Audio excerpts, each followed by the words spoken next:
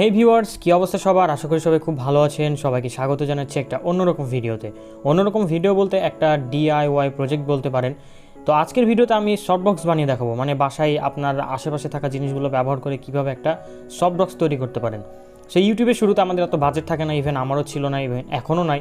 So আমি কীভাবে সফটবক্স বানিয়ে ব্যবহার করছি বা কীভাবে বানালাম সেটাই দেখাবো। তো এর জন্য প্রয়োজন হবে আমাদের পাতলা কাগজের বোর্ড অথবা পাতলা যে কোনো বোর্ড হলেই হবে, যেগুলো আমাদের বাসাতেই পাওয়া যায়। আর লাগবে আমাদের এরকম শু মাউন্ট বা মাউন্ট শু, যেটাই হোক না কেন, এগুলো অপশনাল, এগুলো দিলেও হবে না দিলেও হবে।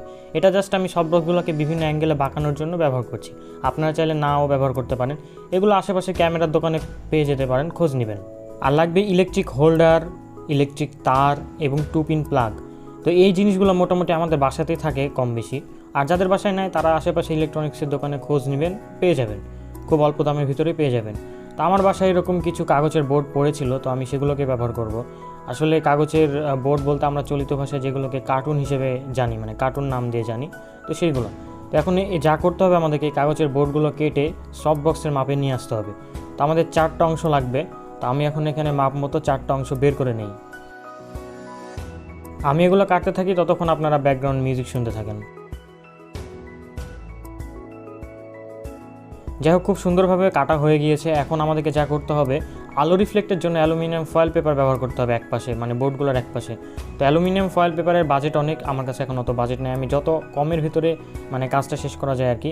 তো আমি বিকল্প হিসেবে র্যাপিং পেপার ব্যবহার করলাম। আপনারা জানেন যে র্যাপিং পেপারের এক প্রান্ত কিন্তু আলো রিফ্লেক্টের ভালো কাজ করে। তো র্যাপিং পেপার একটার দাম সর্বোচ্চ গেলে 5 থেকে 10 টাকা নিবে, হয়তো আমার সঠিক মনে নাই এখন। তো একটা র্যাপিং পেপার দিয়ে 2টা বোর্ড কভার করা যাবে, অর্থাৎ একটা সফটবক্স বানাতে আমাদের মোট 2টা র্যাপিং পেপার হলেই হয়ে যাবে। তো র্যাপিং পেপারটা বোর্ডের সঙ্গে লাগাতে কী করতে হবে, বোর্ডের এক প্রান্তে আঠা লাগাতে হবে এবং সেই প্রান্তে র্যাপিং পেপারের যে প্রান্তটা আলো রিফ্লেক্ট করে তার বিপরীত প্রান্তটা অ্যাটাচ করে দিতে হবে এবং অপেক্ষা করতে হবে আঠা শুকানো পর্যন্ত। আঠা শুকিয়ে গেলে কাটার দিয়ে ভালোভাবে মাপ করে কেটে নিতে হবে। তো আমার এখানে আঠা শুকিয়ে গেছে, আমি এখন কাটার দিয়ে ভালোভাবে মাপ মতো কেটে নিব আর বাড়তি অংশগুলো ফেলে দেব। তো দেখতে পাচ্ছেন যে আমার এই বোর্ডগুলো তৈরি হয়ে গিয়েছে এবং এগুলো কিন্তু আলো রিফ্লেক্টের জন্য যথেষ্ট ভালো কাজ করবে। তো এরকমভাবে 4টা প্রান্তই করে নিতে হবে। এরপর একটার সঙ্গে আর একটা জোড়া দিতে হবে এরকমভাবে। এখানে আপনারা চাইলে গ্লু গান ব্যবহার করতে পারেন অথবা স্কচ টেপ দিয়ে লাগাইতে পারেন। তো আমি এখানে গ্লু গানও ব্যবহার করলাম, আবার স্কচ টেপও ব্যবহার করব মজবুতির জন্য। তো যা করতে হবে, মাপ মতো 4টা অংশকে একত্রে জুড়ে দিলে এরকম একটা সফটবক্সের আকৃতি তৈরি হয়ে যাবে। তা আমি আপাতত একটু ভালো করে আঠা লাগাই এবং একটু মজবুত করি জিনিসটাকে, মানে স্কচ টেপ মেরেও হালকা পাতলা একটু মজবুত করি। ততক্ষণ আপনারা দেখতে থাকেন।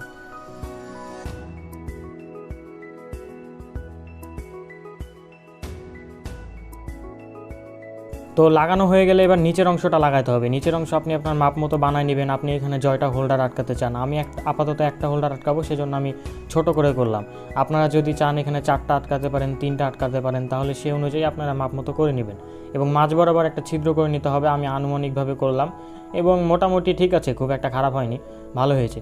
এবং সেটা লাগিয়ে নিতে হবে আঠা দিয়ে অথবা স্কচ টেপ দিয়ে, যেভাবে হোক, মানে যেভাবে মজবুত হয় আর কি। তো আপাতত আমার কাছে মনে হলো হট গানটাই মজবুত হবে, সেজন্য আমি হট গানটা দিয়ে লাগাই নিলাম। এবং যা করতে হবে, আমরা যেই মাউন্ট শুটা বা শু মাউন্টটা দেখেছিলাম, সেটা সফটবক্সের যে কোনো এক প্রান্তে মাপ মতো একটা ছিদ্র করে নিয়ে সেটা অ্যাটাচ করার ব্যবস্থা করতে হবে। তো এটা বেসিক্যালি দেওয়া সফটবক্সের জন্য বিভিন্ন অ্যাঙ্গেলে আমি বাঁকা করতে পারি, সেজন্য আর কি।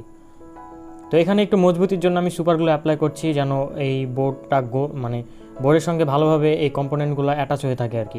এরপরেও আমি এখানে গ্লু গান ব্যবহার করব, মানে হট গ্লু ব্যবহার করব আর কি। ব্যবহার করে আমি এটাকে আরও মজবুত করব। তারপরেও আর কি আমি সুপারগুলো দিলাম নিচ দিয়ে, যাতে এটা আরেকটু মজবুত থাকে, যেহেতু কাগজের জিনিস। যদিও আমরা তেমন একটা চাপ প্রয়োগ করব না এর উপরে, তারপরেও। তো আমাদের কাজ মোটামুটি শেষের পথে। আমরা এখন যেটা করব, লাইট ডিফিউজের জন্য আমরা এখানে সবথেকে কম দামি যেই ওয়েটা আছে, মানে ট্রেসিং পেপার ব্যবহার করব আর কি। এই পেপারটার দাম 2 থেকে 3 টাকা নেবে। তো এই পেপারটা দিলে হবে কি, যে লাইটটা ডিফিউজ হবে। তো আমরা এক প্রান্ত পার্মানেন্টভাবে আটকে দেবো এবং আরেক প্রান্ত এমনভাবে সিস্টেম করব যেন এটা যে কোনো মুহূর্তে ওঠানামা করায় বাল্বটা চেঞ্জ করা যায়, বা এইখানে বাল্বের চাইলে বড় বাল্ব লাগানো যায়। তো এরকম মানে মুভেবল আর কি, মানে রিমুভেবল যাকে বলে আর কি। তো দেখতে পাচ্ছেন আমার সফটবক্সটা তৈরি হয়ে গিয়েছে এবং আমরা এটাকে বৈদ্যুতিক সংযোগ দিয়ে টেস্ট করলাম এবং ঠিকঠাক আছে, ভালোভাবে কাজ করছে। আর এই শু মাউন্টটা যেভাবে আটকাতে হবে, এই যে এক প্রান্ত আমরা সফটবক্সের সঙ্গে লাগিয়েছিলাম এবং যেটা স্ক্রুর প্রান্ত সেটা এটার সঙ্গে লাগাই দিতে হবে প্যাচ হিসেবে, এবং অপর প্রান্তটা স্ট্যান্ডের সঙ্গে লাগাতে হবে। আমি হয়তো বা বোঝাতে পারলাম না ঠিকভাবে, বাট আপনারা এটা রিয়েল লাইফে করতে গেলে বুঝে যাবেন। তো স্ট্যান্ডের সঙ্গে লাগিয়ে দিলে এই যে এখন খুব কমফোর্টেবলি বা বলা যায় যে মোটামুটি ভালো মজবুতভাবেই হয়ে আছে। তো এই হচ্ছে আমার হ্যান্ডমেড সফটবক্স। মোটামুটি ভালোই আলো দেয়, মানে কাজ চলে যাবে আর কি। তবে এখানে 2টা হোল্ডার বা 3টা হোল্ডার দিলে আর একটু ভালো পারফরমেন্স পেতাম। তো আমি আসলে এক্সপেরিমেন্টাল হিসেবে করেছিলাম, মানে প্রথমবার তো, সেই জন্য আর কি ভাবছিলাম যে একটাতে অনেক আলো হবে। তো ব্যাপার না, এখানে একটা বড় বাল্ব লাগালেই হবে। সো আপনারা যাদের প্রয়োজন আপনারা ট্রাই করতে পারেন বাসাতে। এটা আসলে খুবই অল্প টাকার মধ্যে খুবই একটা কাজের জিনিস। তো ঠিক আছে, থ্যাংক ইউ সো মাচ, ভালো থাকেন, দেখা হবে আবার পরে কোনো ভিডিওতে।